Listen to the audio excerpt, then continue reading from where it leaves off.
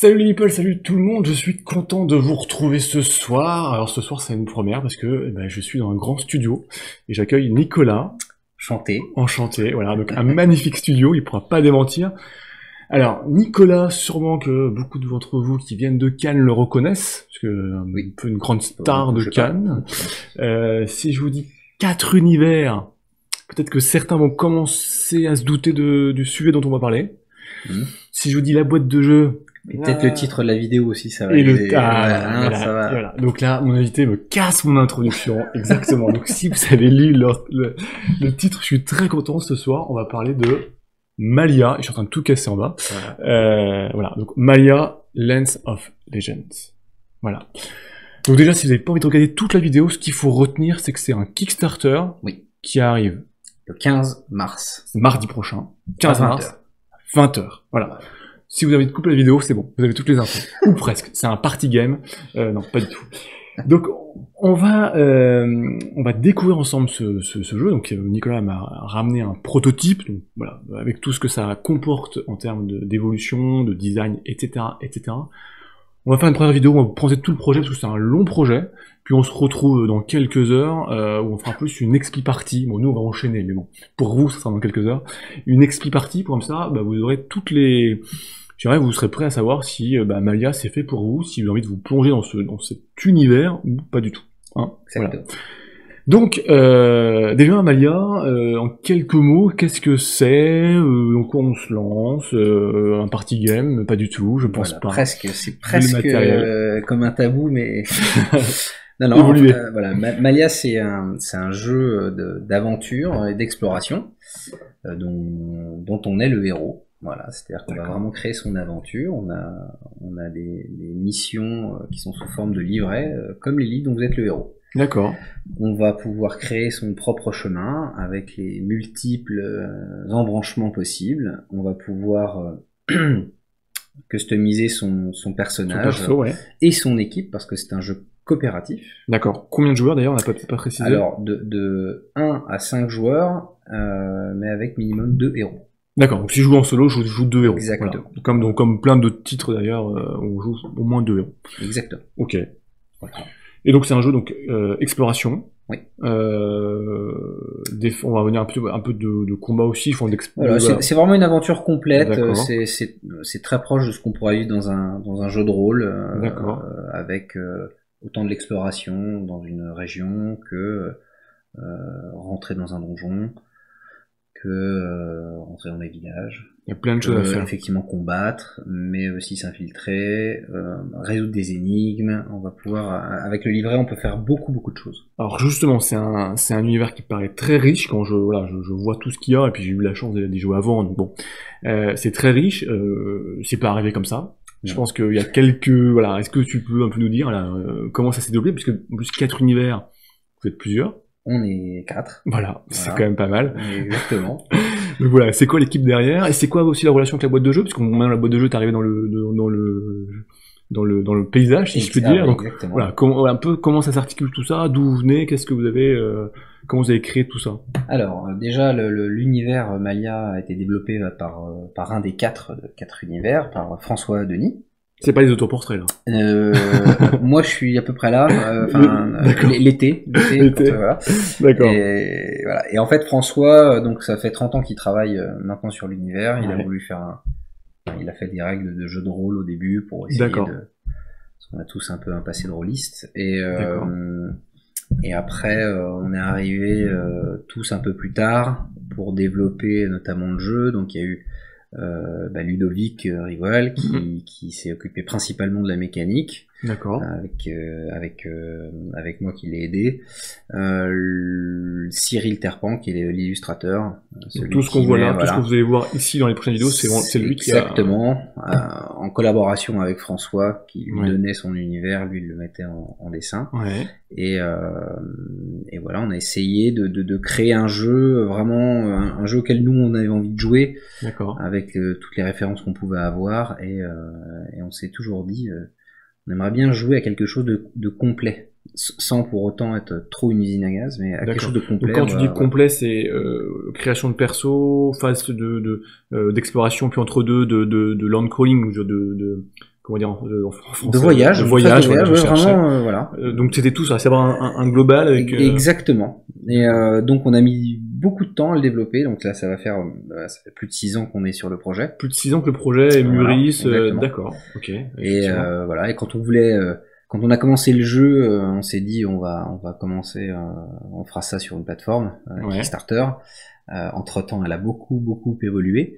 Donc on a essayé de rattraper un peu le retard. On était parti pour y aller tout seul et on a une très belle rencontre avec la boîte de jeu.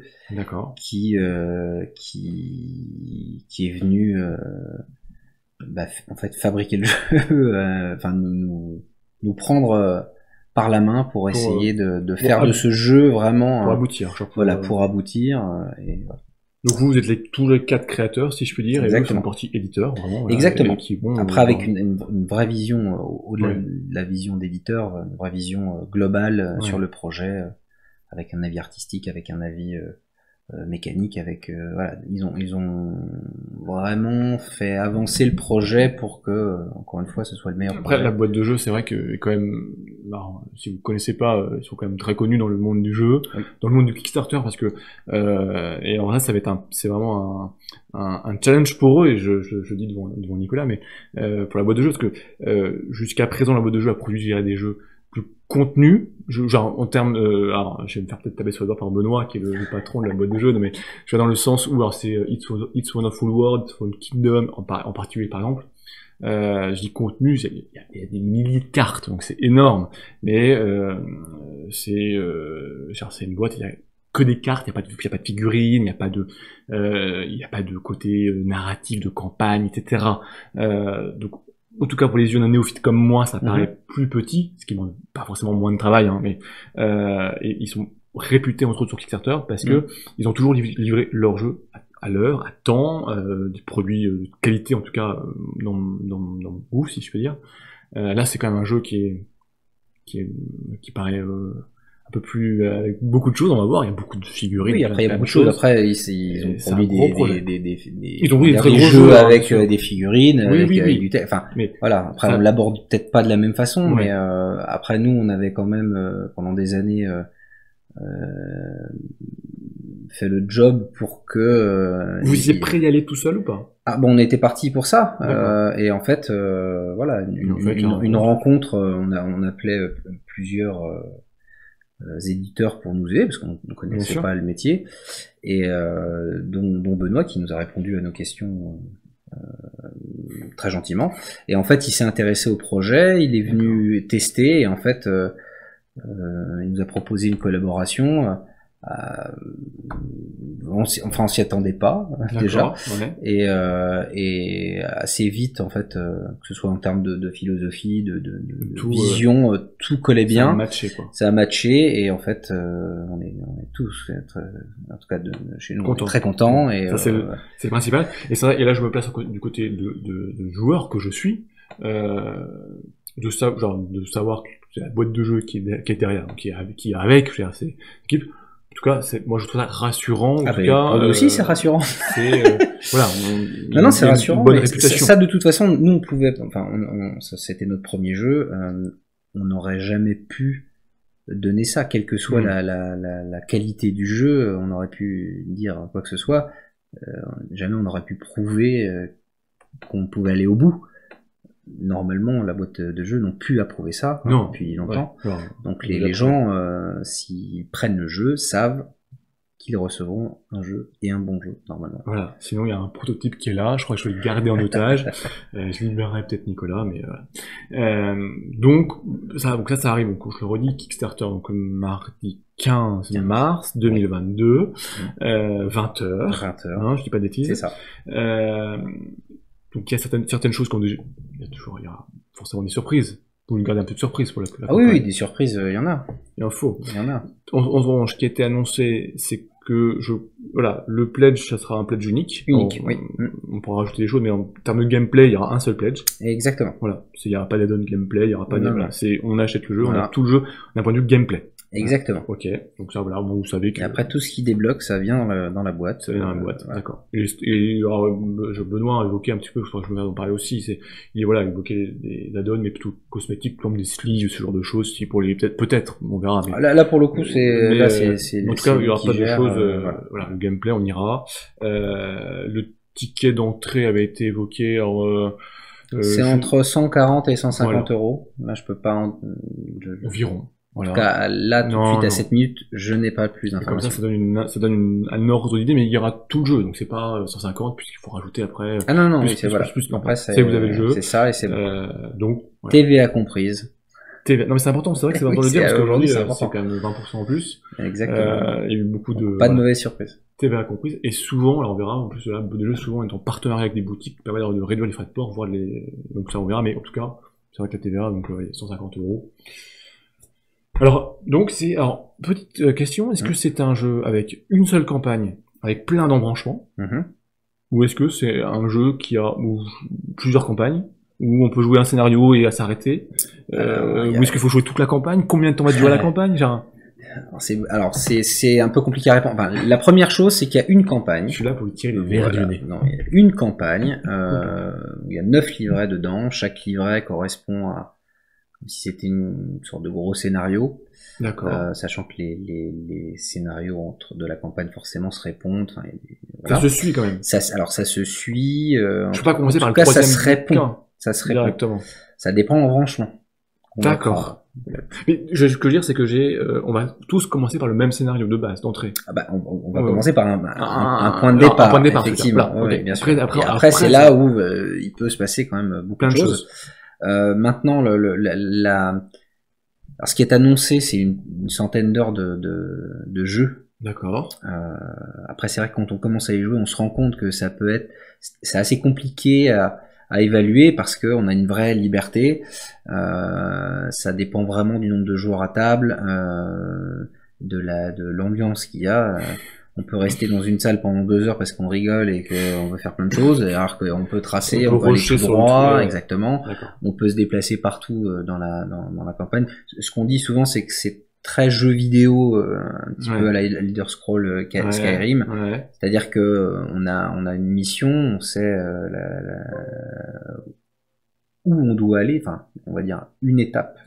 Voilà. Après, rien n'empêche d'aller ailleurs. Il y a des choses qui vont se débloquer ailleurs. Et il y a une notion de timing, à vous de voir si vous voulez essayer d'arriver le plus tôt possible, à peu près dans les temps, ou un peu plus tard. Quand tu dis timing, ça veut dire que, alors on dévoile peut-être un petit peu sur la suite, c'est que le temps dans le jeu sera pris en compte. Oui. D'accord. Donc on a quelque chose qui est un peu, voilà. Exactement. Peut élaborer si j'arrive de nuit, de jour, je sais rien, un scénario, peut-être que ça sera différent. Exactement. Voilà. Les gars, ils sont tous en train de dormir, ou en train de faire la fête. Peut-être. Exactement. Ou c'est la merde, et il y a les renforts qui sont arrivés. Exactement. Après, il y aura d'autres scénarios. Un gros scénario avec les orques. Il y aura des plus petits scénarios, qui permettent aux gens de jouer, rapidement une soirée sans problème, ranger la boîte, voilà. Ça peut être pour faire une soirée découverte, exactement, sans partir. Voilà. Alors, tu m'annonces une centaine de jeux, une centaine d'heures de jeu. Si je commence avec 2 potes et puis ces 2 potes, ils partent faire le tour de l'Himalaya à pied. Exactement. Ça va prendre un peu de temps. Est-ce que je peux continuer l'aventure? Ils ont de la chance déjà. Bien sûr.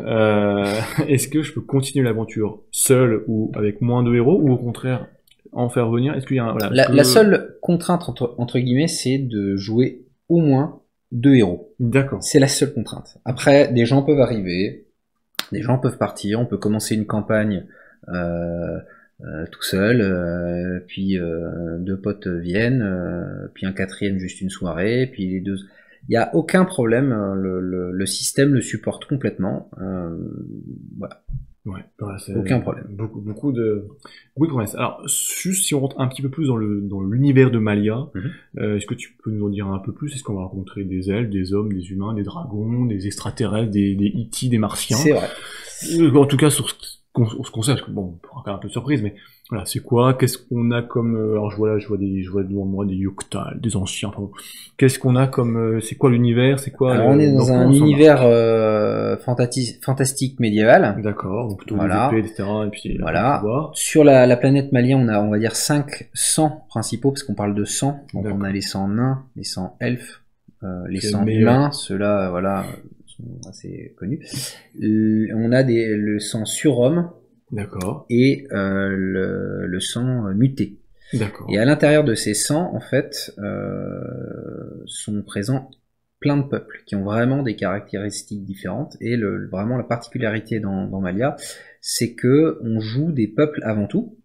Donc il peut y avoir plusieurs peuples très différents, même morphologiquement, de sang elfe ou de sang humain ou de sang muté.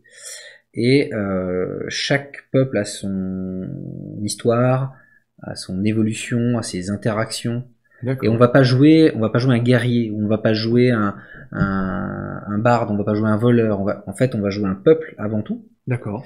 Et on pourra gagner des talents qui peuvent appartenir à des guerriers, on va pouvoir faire de la magie. Donc on va vraiment se créer presque son propre perso d'une autre partie. En fait, genre c'est exactement. En fonction de ce qu'on va découvrir, de ce qu'on va avoir, on a des talents qu'on va choisir. Donc on n'aura pas forcément deux personnages identiques si on prend deux parties.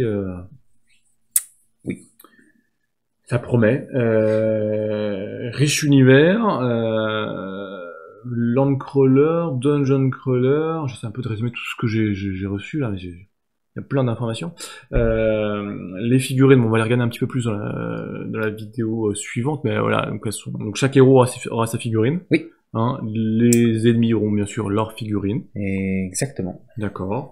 Elles sont très belles en tout cas. Vous les voyez pas beaucoup là, mais je les zoomerai et puis elles sont très très belles. Donc ça, ce qu'on a là, ce qu'on dira, de toute façon, ce sont des figurines prototypes encore. Oui, là elles sont quand même proches de la vérité. D'accord. Voilà. Alors, je sais pas si ça se verra, mais il y a des socles transparents parce que c'est un des débats lors de la création du jeu, je crois. En tout cas, du développement, Exactement. Donc, ça sera des socles transparents. Oui. Voilà. Ça change pas, ça. Ça ne change pas. Si à la brise du jeu, c'est plus des socles transparents, il revient faire des excuses sur la chaîne. C'est ça. Socle transparent, qui va peut-être... D'ailleurs, c'est assez rare sur les jeux. J'essaie de réfléchir s'il y a d'autres jeux avec des figurines avec socle transparent. Peut-être que ça existe. Après, le système qu'on a mis en place, ça permet aussi d'enlever le socle assez facilement pour permettre aux peintres de peindre. On pourra enlever le socle. Oui. Ah ouais. Voilà. Et surtout, ça permet dans le jeu de voir ce qu'il y a en dessous, parce qu'on a quand même pas mal de choses qu'on peut voir en dessous, et pour pas oublier. Donc les peintres sont contents parce qu'ils vont pas rendre tout moche le socle. C'est ça. Et en même temps, effectivement, on peut voir un petit peu ce qu'il y a dessous et sur quoi on marche pas. Et c'est important. Voilà. Et c'est important. Exactement. Voilà, pour Nicolas, moi je marche jamais sur des pièges, donc tout ira bien. Je pense que voilà, on sait un petit peu plus de quoi on va se plonger. Ouais. Je pense qu'on va se plonger, on va faire un peu une expli partie, voilà, pour au moins comprendre les grandes mécaniques du jeu et vous faire un peu l'idée à l'univers de Malia.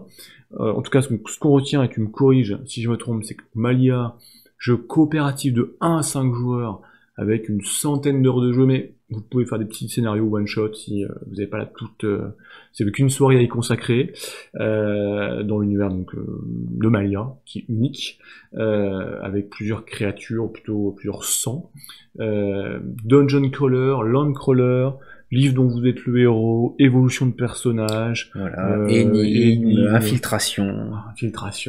Mais le gros bourrin peut aussi à bourrin. Bah bien sûr. Voilà, tout est possible dans Malia. C'est qui est fort. Et donc ça arrive en Kickstarter le 15 mars, oui. 20h. Oui. Voilà, soyez prêts. Oui. Il y aura pour tout le monde, hein. En même temps. On dit ça, il y aura pour tout le monde en fait. Exactement. Voilà, et puis on n'a pas parlé de livraison, c'est vrai qu'aujourd'hui c'est très compliqué je pense de parler de livraison vu la situation actuelle, etc. De toute façon, voilà, il faut pas, on est quoi, on est en mars 2022, enfin bon, faut moins, c'est quoi, 2023, voilà. Oui, ça c'est sûr, 2023, ça c'est sûr. Hein. Ouais. Prévoyez un autre cadeau pour Noël, hein, 2022. Exactement. Voilà. Non mais, au moins on va pas, si c'est ça que vous voulez mettre sous le sapin, faut attendre le sapin 2023. Donc voilà. Et merci Nicolas de cette jolie présentation, d'avoir inauguré ce studio qui est fantastique. J'espère qu'un jour je vous ferai un... Non, je suis trop ému.